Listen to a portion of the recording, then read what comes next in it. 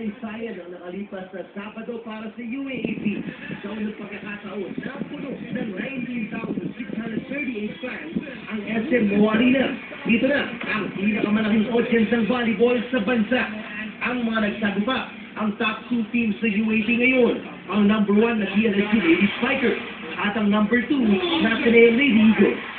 Masaya ang mga stars ng dalawang team sa naabot ng UAAP Volleyball.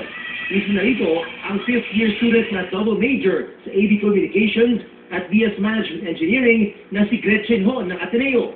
Grade 7 pa lang nang mag-volleyball si Ho. Para kay Ho, dahil ito sa team effort. Hindi ka naman mananalo kapag wala yung teammates mo. Hindi ka makakapalo kapag wala yung setter. Hindi ka makakaset kapag wala yung receive.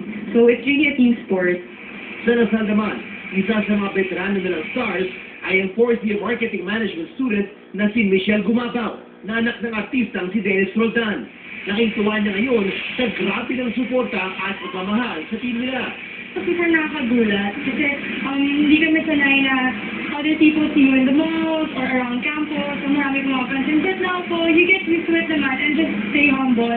Siya mapanood ang kapanapanabik na aksyon ng UAAP Women's Volleyball ng live sa Studio 23. TJ Marato, Patrol na Pilipino.